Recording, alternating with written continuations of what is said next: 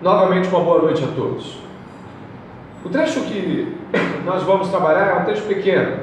Como tem sido dito, nós estamos caminhando fazendo aquilo que se chama uma exegese.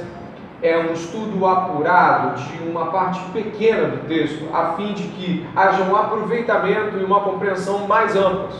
Portanto, de forma mais enfática, nós estaremos hoje no verso 5, você pode olhar a sua Bíblia, no verso 6. Apenas nesses dois versos nós vamos estar repousando o nosso entendimento. E eu te peço que, quando estiver diante do texto bíblico, tenha certeza de que existem coisas que nós já sabemos. Não há nenhum sermão que tenha por objetivo principal surpreender a qualquer um de nós. É até estranho pensar que o objetivo de um pregador deve ser surpreender o seu público, como se de fato ele fizesse uma atração. Na verdade, o objetivo do pregador é de que o Evangelho de Jesus Cristo e as doutrinas de Deus que decorrem do Evangelho sejam clarificadas. Quem traz o convencimento e a vida e o fervor é o Espírito Santo. O pregador ele pode fazer muitas coisas boas, como se empenhar, estudar e tudo mais, mas é o Espírito Santo quem de fato dá o tom da pregação. Portanto, que na oração que fizemos, você possa ter pedido ao Espírito Santo para abrir o seu coração. Abrir o seu coração significa que você vai estar aberto a vivenciar as grandes realidades que a Bíblia nos coloca.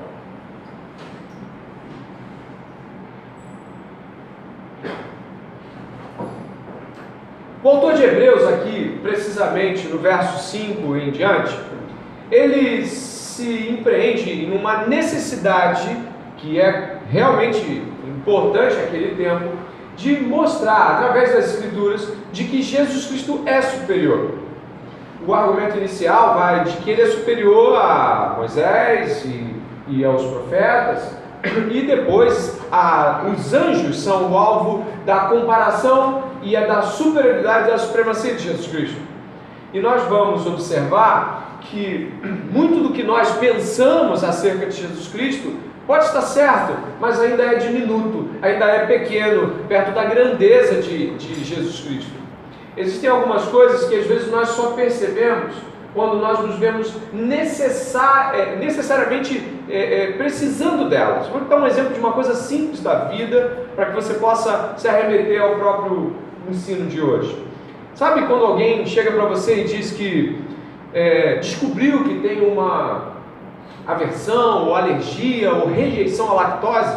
Você já ouviu essa expressão, né? A pessoa, ela passa a ter que olhar para cada detalhe das embalagens de coisas que ela compra, para ver se tem lactose. Algumas pessoas são alérgicas a trigo, outras a ovo, e se você talvez não tenha percebido, essa simplória analogia indica que muitas coisas que nós consumimos, elas levam esses ingredientes e muitas vezes nós não nos damos conta e consumimos ainda assim. Nós continuamos comendo, bebendo e não nos importamos se essas substâncias estão lá, até que a gente precisa descobrir que elas estão lá. Aí o que acontece? A gente olhando para essas realidades, a gente vê que isso tem ovo, isso tem leite, isso tem trigo. Por mais que você possa pensar assim, poxa, mas isso não tem nada a ver com Hebreus. O que eu quero dizer? Existe mais de Cristo nas Escrituras do que nós já imaginamos toda a nossa vida. E quando eu comecei a me empenhar a estudar Hebreus para essa série de sermões, sabe o que aconteceu? Cristo apareceu em salmos que eu nunca tinha visto. Cristo apareceu em Deuteronômio e eu não tinha achado ele lá ainda. Cristo apareceu em Gênesis em lugares que eu não tinha percebido. Vocês estão entendendo? Significa que ao necessariamente reexaminarmos as Escrituras como aqueles que dependem disso, vamos encontrar Cristo em muito mais lugares do que imaginávamos. O autor de Hebreus nos propõe a superioridade de Cristo em salmos que muitas vezes nós já lemos. Você já leu, mas aí você olha de novo e fala, não era possível? Como não tinha visto? É sobre o Messias. E essa maravilhosa surpresa ante aquilo que era óbvio é estonteante. A gente olha e vê, não é que o autor de Hebreus me pegou, eu não tinha percebido isso. E eu acho que essa beleza da obviedade, ou seja, estava lá e eu não vi, transforma o livro de Hebreus em uma folha que se desdobra a cada encontro. Você pensa que já desdobrou ela totalmente, aí quando você vai virar, tem mais um pouco de Cristo, e mais um pouco de Cristo, e mais um pouco de Cristo, aí você fala, não é possível, aqui não, sim, Cristo está lá. Isso é porque, ao examinarmos as Escrituras, algumas afirmações sobre Cristo nos dão claramente a certeza de que isso é possível. Colossenses 1, 19 e 20 diz que Deus fez com que Cristo fosse o reconciliador de todas as coisas. Significa que todas as coisas convergem para Cristo. Existe Cristo na criação do cosmos, do universo. O Senhor Jesus estava e participou de toda a criação humana, de toda a criação dos animais, de todas as ideias, de toda a capacidade lógica. Gosto do Gordon Clark, quando ele, num artigo sobre Colossenses, aponta de que o pecado, ele mancha a mente humana, mas ele não tira a lógica do seu lugar. 2 mais 2 continuam sendo 4. A gente é que não consegue mais pensar como antes, mas Deus e o pensamento que Deus espalhou em todas as leis continuam os mesmos. Jesus Cristo veio reconciliar consigo todas essas coisas. Então é natural que tenhamos surpresas nas Escrituras quando percebemos que ali havia Cristo, mas nós não sabíamos. Essa para mim é uma das grandes, se não a maior surpresa de Hebreus. Ele estava lá, eu não vi, mas ele estava lá, reconciliando o sacerdócio, o reinado, tudo mais. Que essa seja a surpresa da obviedade. Cristo está em toda a Escritura, é sobre ele é o fim, a finalidade do livro que você chama de Bíblia. E portanto, eu gostaria que você pudesse ir até esse primeiro encontro. Na semana passada nós deixamos 7 argumentos acerca da superioridade de Cristo e trabalhamos apenas o primeiro, que eu vou apenas rememoriar. O primeiro argumento, que está aqui na nossa imagem, é o Filho de Deus e sua herança. Nós trabalhamos a declaração de Jesus Cristo ser o Filho de Deus, de que havia herança nesse sentido. E o texto que nós estamos olhando aí, em Hebreus, observe por favor, verso 5, é uma citação onde você é meu filho, hoje eu gerei você. Essa declaração áurea do Salmo 2, no verso 7, parte B, indica o fato de Jesus Cristo ser filho de Deus. Eu peço que você possa observar de que o livro de Romanos traz isso com bastante claridade. Por favor, vá comigo até Romanos, no primeiro capítulo mesmo.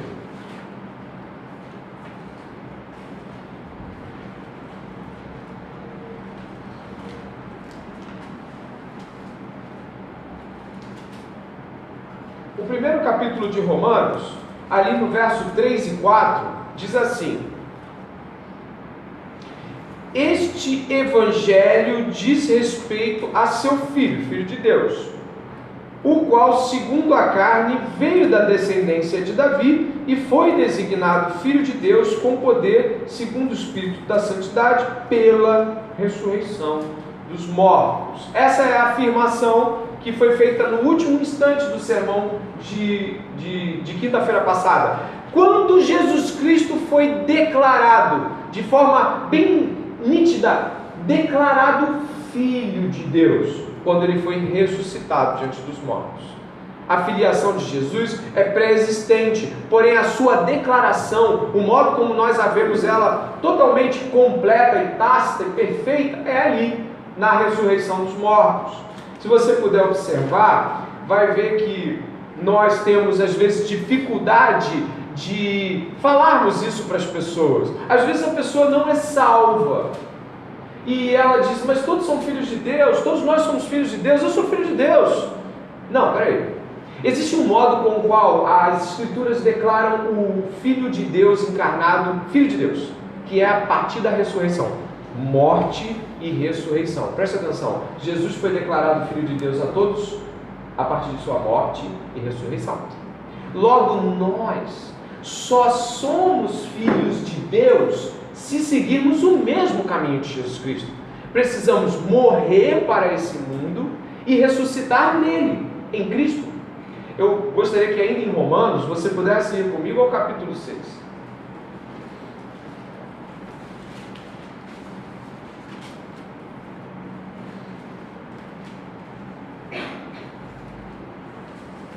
Romanos traz no capítulo 6 outra série de importantes afirmações sobre a filiação em Jesus Cristo.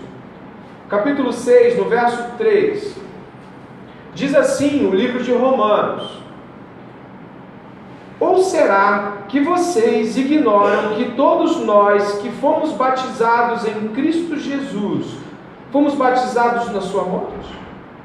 Fomos sepultados com Ele na morte pelo batismo, para que, como Cristo foi ressuscitado dentre os mortos pela glória do Pai, assim também nós andemos em novidade de vida. Porque se fomos unidos com Ele na semelhança da sua morte, certamente o seremos também na semelhança da sua ressurreição.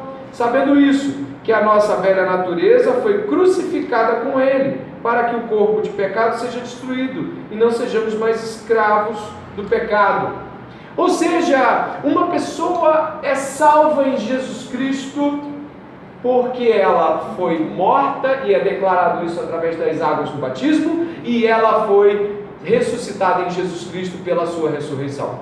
Ninguém se faz cristão, ninguém se coloca cristianismo em si mesmo, ninguém que vai a uma igreja é cristão necessariamente, ninguém que, até mesmo, olha, incrivelmente, existem pessoas batizadas que ignoram as realidades do batismo, portanto, elas são jogadas numa água, trazidas de volta, e absolutamente nada tem a ver com o batismo cristão. O batismo cristão representa que Cristo, em sua aliança com o seu povo, através da morte e ressurreição de Jesus Cristo, mata você e em Cristo leva você à filiação com Deus. É nova criatura. Não é mais algo como o que eu faço para ser salvo, ou como posso fazer algo para ser crente, mas a realidade é sobrenatural. Você já viu mortos voltarem quando você vai ao enterro? É normal isso? É normal? Não. Então somos ligados a Jesus Cristo pela sua morte e sua ressurreição. E somente somos salvos se morrermos com Ele e ressuscitarmos, ou crermos a partir disso na ressurreição dEle e na nossa vindoura. Por isso o cristianismo não é uma religião das pessoas que fazem coisas para ser, mas daquelas que são mortas e ressuscitam em Cristo, sobrenaturalmente. O cristianismo é uma religião sobrenatural. Ela não é feita por regrinhas que você cumpre até que você vira um cristão. Isso é importante ser citado todas as vezes que nós mesmos, na tentativa de sermos melhores do que somos, fazemos coisas. É comum que cristãos que nasceram de novo se orgulhem por coisas que fazem, e logo nosso orgulho precisa ser abatido diante da sobrenaturalidade do nosso novo nascimento. Não houve feita humana, nada foi feito senão o que Deus fez.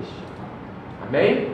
Isso foi uma construção de semana passada, e eu quero, a partir dessa realidade espiritual de que só somos filhos de Deus se morrermos com Ele, fomos ressuscitados nele. Aí eu quero seguir para a segunda premissa, a segunda afirmação central, que a gente vai encontrar, voltando em Hebreus,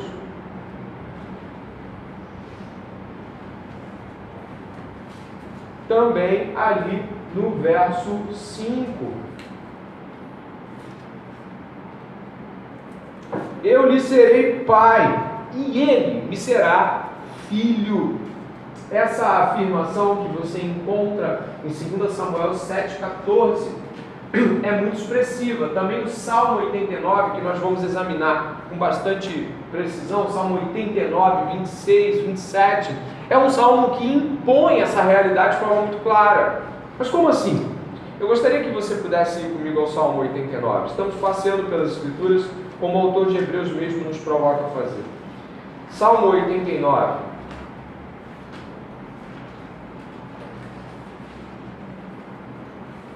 Vamos lá. O Salmo 89 vai trazer para nós uma importante doutrina, mas antes vamos entendê-lo. O Salmo 89, ele é um salmo prometido à casa de Davi, ou seja, Davi já não é mais rei, Davi já morreu, mas esse salmo é um salmo que aponta para a casa de Davi, ou seja, ele já fala da posteridade de Davi e fala de uma promessa. Repare, por favor, o verso 2. Pois eu disse, a misericórdia está edificada para sempre. A tua fidelidade, tu a confirmarás nos céus. Gostaria que você lesse o verso 3, por favor. Tu disseste: fiz aliança com o meu júri, e jurei a Davi, meu servo. Continue. Para sempre estabelecerei a sua posteridade, e firmarei o seu trono de geração em geração. Ok. Existe uma doutrina cristã que deveria servir de um estabelecimento de tranquilidade e paz para o coração de cada crente. É a doutrina de que Deus faz alianças com o seu povo. Existe aqui uma realidade que talvez nós não nos apeguemos muito a ela, mas ela é uma realidade a qual devemos nos apegar. Abraão, capítulo 12 de Gênesis, recebe de Deus uma promessa, seguida de uma futura aliança, ou de uma aliança que irá se consumar. Abraão é retirado de sua terra, de sua parentela. Deus o aponta e fala o seguinte: olha, eu farei, bendito será de ti as nações que surgirão, e que todas as famílias da terra serão benditas em ti. Abraão é chamado como um pai de família. Os judeus chamam Abraão de pai, nosso pai Abraão. Abraão recebe de Deus uma aliança, que nele seriam benditas todas as famílias da terra. A partir de Abraão, o povo de Deus começa a ser construído como realidade que vai finalizar-se na igreja. Significa que Abraão recebe uma aliança de Deus. Nós geralmente lembramos da aliança de Abraão. Não é difícil para a gente pensar na aliança que Deus fez com Abraão. Mas às vezes a gente não percebe é que Deus fez uma aliança com Davi. E que essa aliança davídica tem consumação também. E de que ela é tão aliança quanto a aliança de Abraão.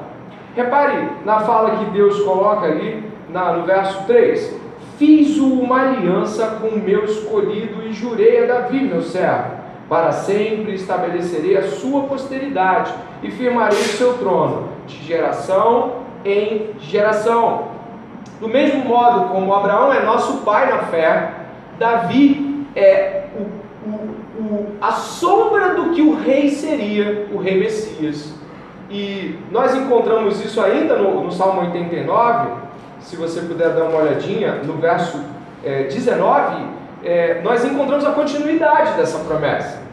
O verso 19 diz assim: outrora falaste em visão aos teus santos e disseste: a um herói concedi o poder de socorrer, do meio do povo exaltei um escolhido, encontrei Davi, meu servo, com o meu santo óleo o ungi, a minha mão estará sempre com ele, o meu braço o fortalecerá, o inimigo jamais o surpreenderá, nem será ele humilhado pelo filho da perversidade.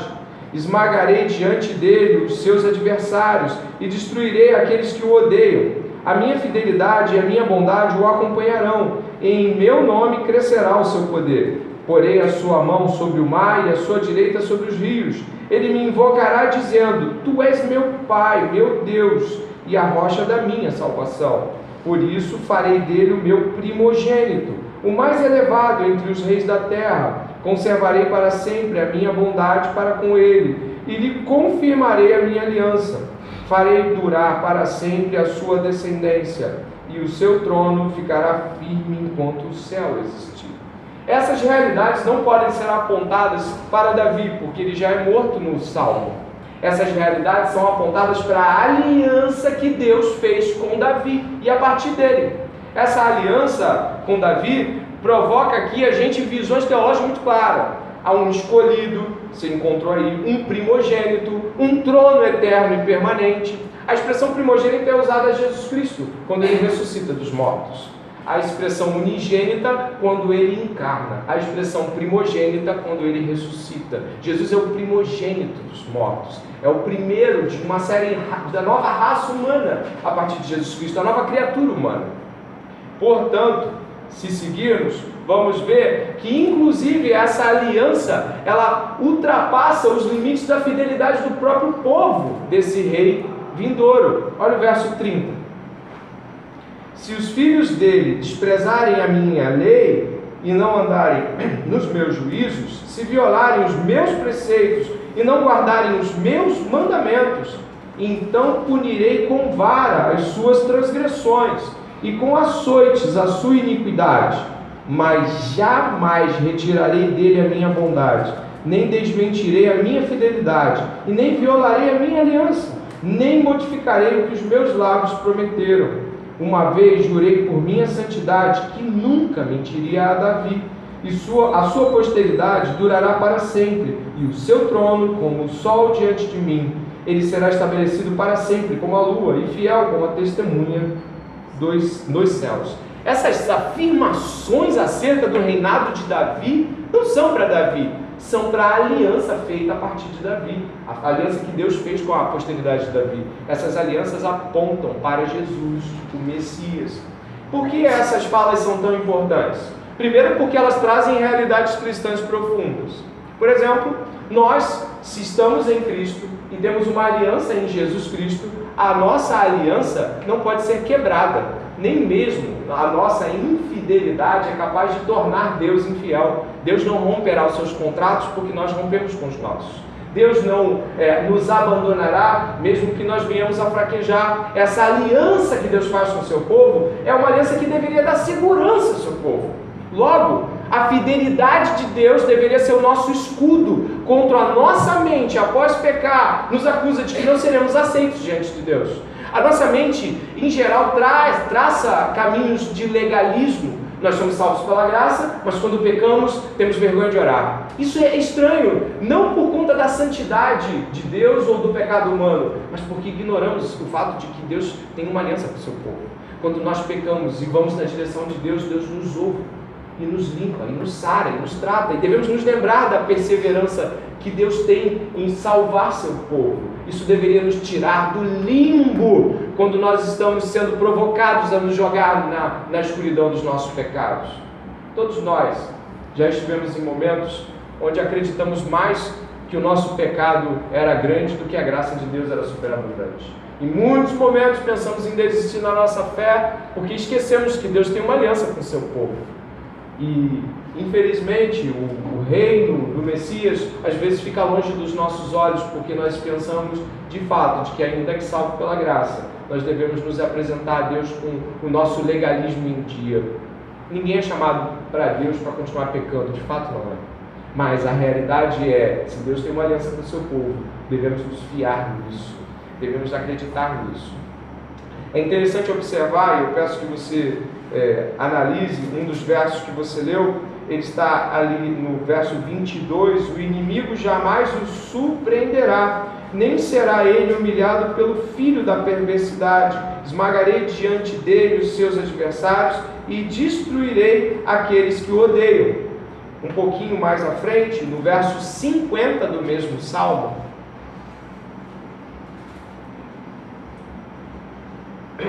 na verdade, no verso 49, diz assim, os santos clamando. Percebe só: Senhor, onde estão as tuas misericórdias de outrora, juradas a Davi por tua fidelidade? Lembra-te, Senhor, dos insultos contra os teus servos e de como trago no peito a injúria de muitos povos, com que os teus inimigos, Senhor, têm insultado. Sim, insultado os passos do teu ungido. Bendito seja o Senhor para sempre. Amém. Não sei quantos aqui já tiveram, ao observar o livro de Apocalipse, um clamor no capítulo 6, verso 10, onde os santos que foram martirizados por amor de Jesus Cristo clamam: até quando, ó soberano Senhor, fiel, verdadeiro, até quando não julgarás?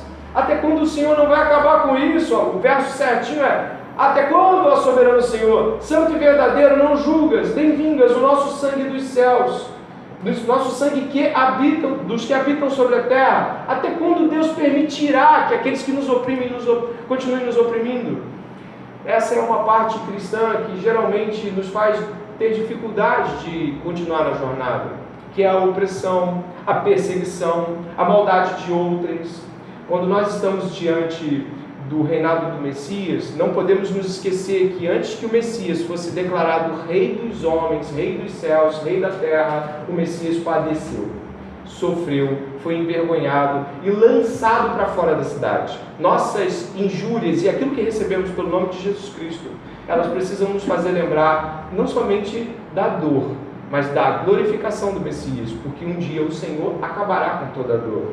Portanto, ao lembrar da aliança que Deus tem com o seu povo, se revigore nela, se alimente na esperança de que Deus jamais abandonará o seu povo e que Ele tem uma aliança perpétua com a casa de Davi.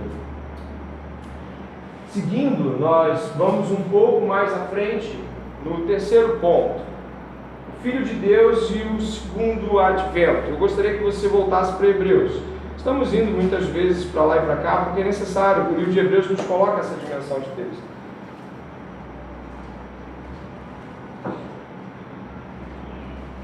Observe, por favor, o verso 6, no capítulo 1 de Hebreus. E novamente, ao introduzir o primogênito no mundo, diz: e todos os anjos de Deus o adorem. Este é algo importante aqui.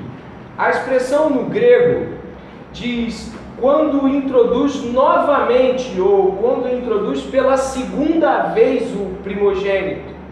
Isso é importante porque, primeiro, primogênito era uma expressão que Paulo e os demais apóstolos usavam quando apontavam para Jesus ressurreto.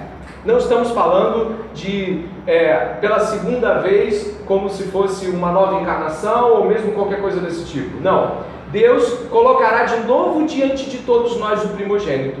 E diante dessa sentença maravilhosa e majestosa, os anjos irão adorá-lo. É o segundo advento, a volta de Jesus Cristo. A volta de Jesus Cristo aqui é marcada por, em grego, duas palavras que não podem fugir da nossa exegese. Você olha no seu texto a palavra mundo, que é muito importante, e a primogênito, que fala sobre a ressurreição. A palavra mundo, oikmene, significa mundo habitado. Significa que Jesus Cristo seria colocado diante dos homens. Mundo aqui não é uma expressão para cosmos ou algo secular. Não, mundo aqui é uma expressão para dizer que Deus em Cristo será colocado diante de todas as pessoas. Essa expressão faz muito sentido se nós pudermos observar, por exemplo, o Salmo 97, a qual vamos lá mais uma vez.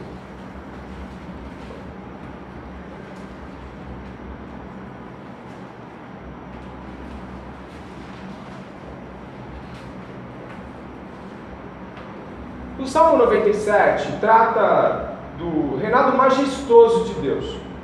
O Salmo 97 tem uma expressão diferente, que na Septuaginta é traduzida de modo a colocar a palavra anjos e na leitura hebraica a palavra deuses.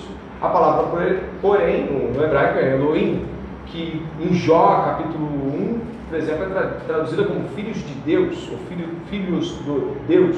Então nós vamos estar lendo Salmo 97, 7 e 9, e vamos ler assim: sejam envergonhados todos os que adoram imagens de escultura, os que se gloriam de ídolos.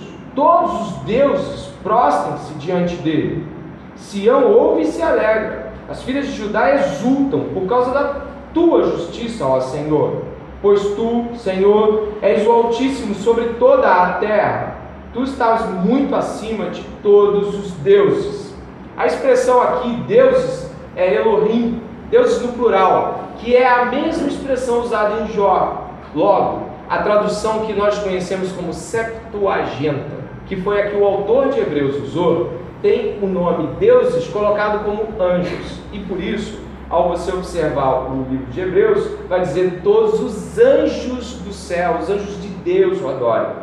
A expressão é a mesma, apenas a mudança na colocação aqui traz um novo nuance.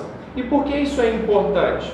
O autor de Hebreus coloca os anjos em uma posição de espectadores, adoradores, mas não de divindades. O autor de Hebreus tem uma preocupação muito grande, porque a sobrenaturalidade geralmente deixa os homens atordoados. Quando Pedro, Tiago e João estavam no Monte da Transfiguração, não sabiam nem como se portar diante de Jesus, Moisés e Elias, brilhando e resplandecentes, a ponto de não saber se faziam uma cabana para eles três, ou se ficavam admirados com aquela bela exposição de glória.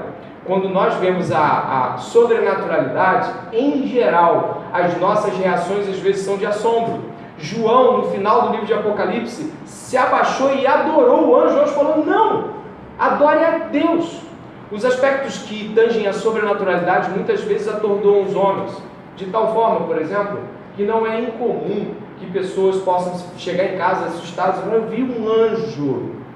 E elas acham talvez que ver um anjo ou algo desse tipo é mais maravilhoso ou superior do que ter uma Bíblia em casa. Se o autor de Hebreus aponta de que a revelação do Filho é superior a qualquer anjo, ter a Bíblia em casa e a presença do Espírito Santo em nossas vidas é muito superior a ver qualquer anjo. Só que o ser humano se espanta e se admira e se influencia por aspectos sobrenaturais. Os judeus, eles acreditavam que Moisés havia recebido as 2 tábuas dos anjos. Esse fator não é de tal modo assim herético a de se pensar o fato de Moisés poder ter recebido de anjos. Nós vamos estudar semana que vem em Hebreus, onde diz que os anjos são como labaredas de fogo. A comunidade judaica sempre acreditou que os anjos assumiriam a forma que Deus achasse que eles deveriam assumir para entregar as mensagens ou fazer aquilo que Deus deveria fazer. Há uma preocupação no autor de Hebreus de que não venhamos a achar que, vendo miríades de anjos ou qualquer outra coisa, tenhamos mais nisso do que na palavra de Deus. Deus em Cristo sendo revelado na sua palavra é superior a qualquer anjo que você vai ver a vida inteira, a qualquer coisa que você possa ver de aspectos sobrenaturais. A revelação de Jesus Cristo é o suficiente e é a única salvífica. Eu peço que você, por favor, vá até Mateus 25, 31.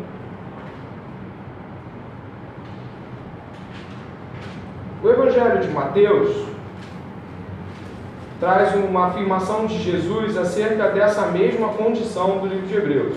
Mateus 25, 31. Após Jesus falar do fim dos tempos, ele assinala em Mateus 25, 31, uma fala que certamente cristaliza a ideia de Hebreus.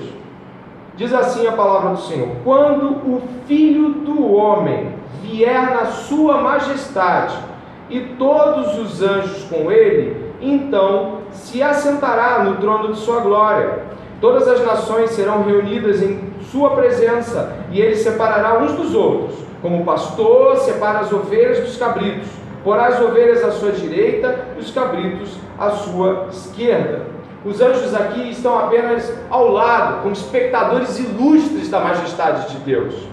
Nós não podemos ser aqueles que valorizam aspectos referentes à sobrenaturalidade de tal forma que achamos que isso são coisas maiores do que a revelação de Jesus Cristo. Ser salvo é um grande milagre. Ter o coração transformado, ter desejo por ler a Bíblia, orar, isso é sobrenatural. A raça humana não quer isso, não deseja isso. Portanto, ainda que tu visse um anjo, 2 ou uma miríade, isso não seria superior e nem faria nenhuma diferença se você não fosse salvo. Essas coisas, elas corroboram com a realidade espiritual, mas de forma alguma acrescentam nada a ela. E para terminar, eu peço que você volte comigo a Hebreus, por gentileza.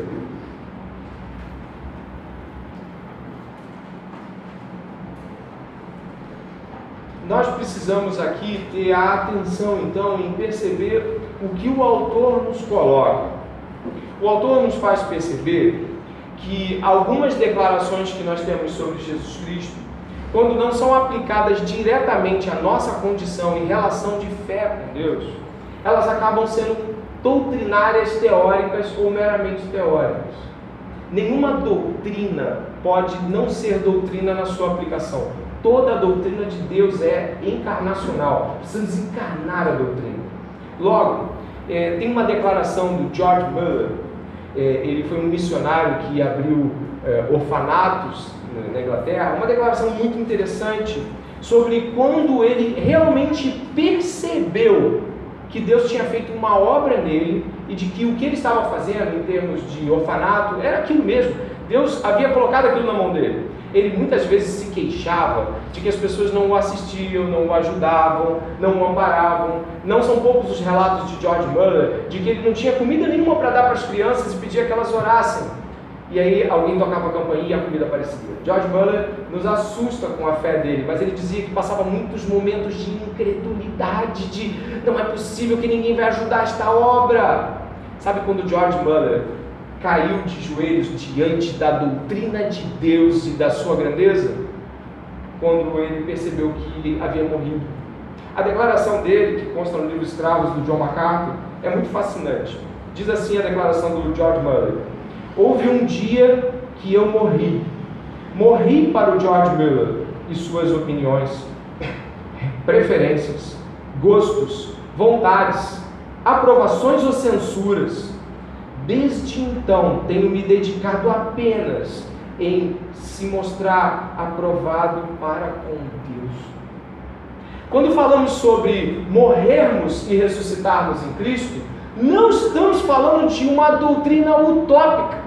A mortificação de um cristão é fato e necessário. Um cristão que vive em meio aos seus gostos, vontades, seus modos, seus sonhos, suas coisinhas, gente difícil, não percebeu ainda que precisa morrer e de que a demonstração clara de que Cristo habita em você é que você morreu para que você era. Ao desfrutarmos da ressurreição em Cristo, nós também estamos vivenciando a morte em Cristo. A pergunta do pregador seria: você está morto em Cristo? A realidade da morte de Cristo é a realidade da sua morte. O sepultamento de Cristo foi o seu sepultamento. Ao pensar sobre todas as coisas que você ainda sonha viver e fazer nesse mundo, elas têm a ver com o ministério de Cristo na Terra, ou como Cristo desenvolveu o ministério dele na Terra? Muitas vezes não. Portanto, o nosso desafio de se ver incluído numa doutrina que tange a ser ressuscitado com Cristo é de que muitas vezes não nos vemos mortos em Cristo, mortos, completamente mortos para esse mundo, mortos para qualquer apelo, mortos para qualquer vontade, mortos para qualquer gosto, mortos para qualquer coisa que nos tire a visão celeste da glória de Jesus Cristo no Evangelho de Deus. Nossa dificuldade em morrer é porque gostamos demais da gente. A gente se gosta, a gente se valoriza, a gente gosta de ser referenciado a outros. George Muller fala, entre outras coisas, de que a boa parte, ou quase todos os amigos de ministério dele o abandonaram. O grupo que trabalhava com ele era muito pequeno. Poucos homens apostavam no ministério de George Muller. E até ao longo da vida dele, ele evitou pedir dinheiro ao máximo. Ele praticamente não tocava nesse assunto. Deus enviava. E eu acredito que nós precisamos, essa noite, nos perceber mortos para nos achar vivos em Cristo. Mortos para esse mundo e mortos para quem somos. Boa parte do que ainda queremos tem a ver com o que nós desejamos para esse tempo, para esse mundo. O segundo ponto que eu quero ressaltar da doutrina que nós aprendemos e que deveria e pode renovar a sua mente é de que ser filho de Deus é ser como Cristo e em todas as alianças que Deus fez com o seu povo. Deus fez aliança com Abraão e prometeu que as famílias a partir de Abraão seriam benditas. Deus fez aliança com Moisés e o povo, e a lei foi cumprida em Cristo. Mas a aliança de Jesus Cristo, ela me soa uma aliança ainda mais íntima e profunda. Jesus Cristo se casa com a igreja em sua aliança final. Ele é o noivo enviado por seu pai, saindo de sua terra distante, deixará o homem pai e mãe, se unirá à sua esposa, serão os dois uma só carne. Jesus Cristo, enviado pelo seu pai, se casa com a sua igreja em uma aliança que não terá fim. As palavras de Jesus às vezes não nos soam para nós, mas, por exemplo, ele diz assim: aquilo que Deus juntou, não separe o homem. Não seremos separados de Deus, somos casados com Cristo. Jesus Cristo é o noivo da eterna noiva dele. Nós precisamos ter essa segurança essa noite. Às vezes me vejo abalado pelas coisas do mundo, e às vezes me vejo abalado por falta de dinheiro, às vezes me vejo perturbado se eu vou conseguir ou não pregar no domingo à noite, se eu vou ter tempo de assistir todas as pessoas com quem eu me comprometo. Às vezes isso sufoca e deve sufocar um monte de coisas em você também. Às vezes você se vê inértil e incapaz de um monte de outras coisas. Mas nós temos um guia, nós temos um Senhor e um líder, e Ele vai adiante de nós. E por mais que nós estejamos fracos em um determinado dia, tenha certeza absoluta, o Senhor nunca te deixará. E o fato de Jesus Cristo ter feito uma aliança perpétua conosco deveria nos fazer ir mais além e mais adiante. E por último, eu gostaria que você pudesse vislumbrar um pouco do fim disso tudo. E o último texto que eu peço que você abra é 1 Coríntios, por favor. 1 Coríntios, capítulo 15.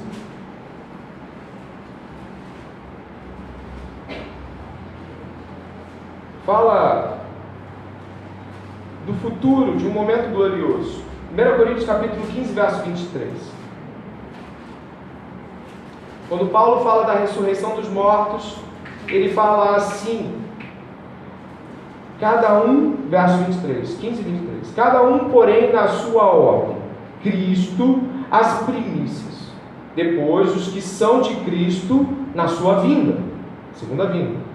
Então virá o fim, quando houver destruído, então virá o fim, quando ele entregar o reino ao Deus e Pai, quando houver destruído todo o principado, bem como toda a potestade e poder, porque é necessário que ele reine, até que tenha posto todos os inimigos debaixo dos seus pés.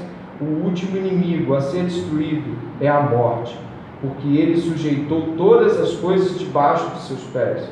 E quando diz que todas as coisas lhe estão sujeitas, certamente exclui aquele que tudo lhe sujeitou. Quando, porém, todas as coisas lhe estiverem sujeitas, então o próprio Filho também se sujeitará àquele que todas as coisas lhe sujeitou, para que Deus seja tudo em todos. Haverá um dia em que o combate terminará. O Filho entregará o seu reino ao seu Deus e Pai, e todos nós seremos ensinados por Deus. Eu espero por esse dia. Eu anseio por esse dia. Às vezes me pego sentado pensando como seria se Jesus tivesse voltado, ou pela manhã ou pela tarde daquele dia, onde toda a dor e toda a luta teria acabado. Muitas vezes eu penso nessas coisas mais para aliviar meu problema do que realmente como de fato deveria pensar, mas às vezes eu consigo imaginar como seria estar com Ele na glória. Que o seu coração possa nessa noite ansiar, desejar a volta de Jesus Cristo. Desejar que você esteja diante dele como quem andou com ele. E que em nome de Jesus nessa noite o seu coração possa clamar por isso nessa oração. Como o último verso de Apocalipse diz: vem Jesus, vem, Maranata, vem Jesus, vem. Ore comigo.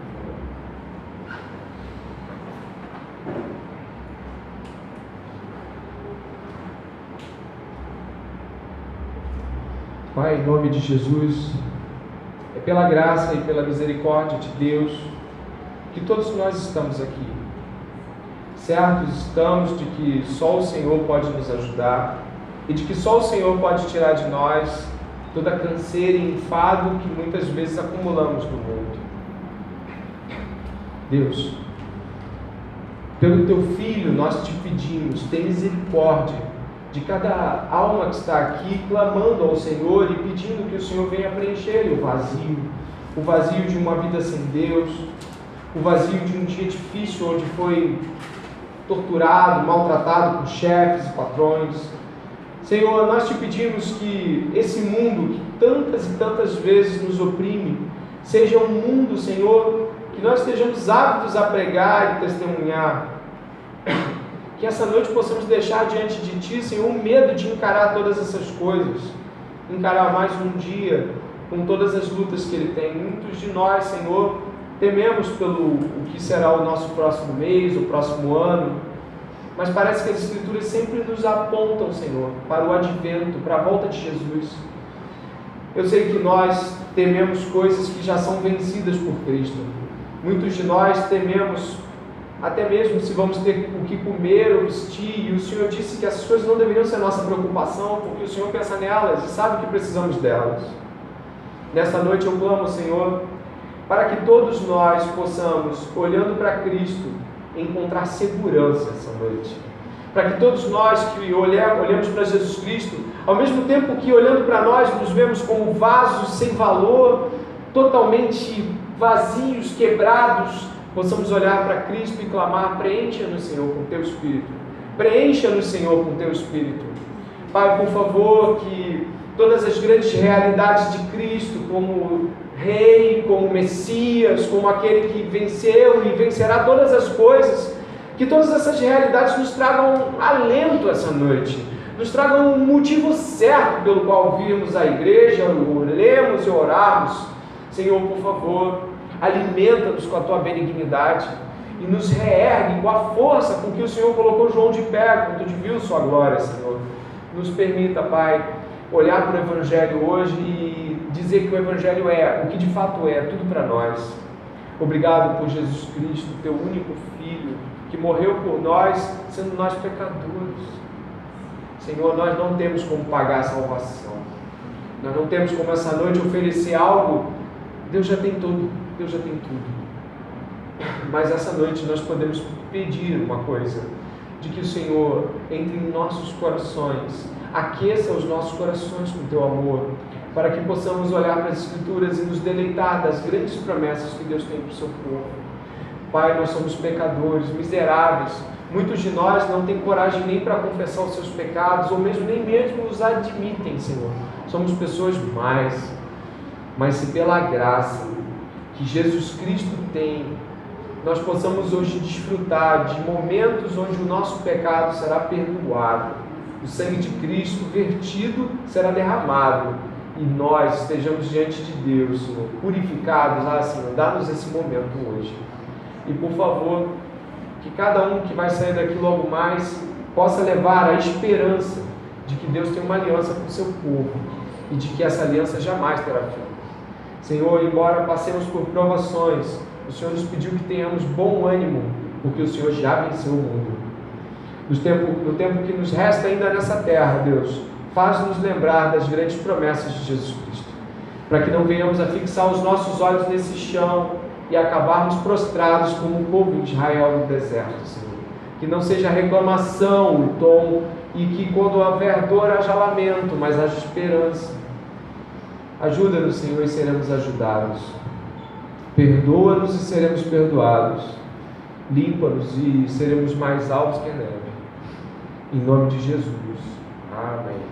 Deus abençoe a todos.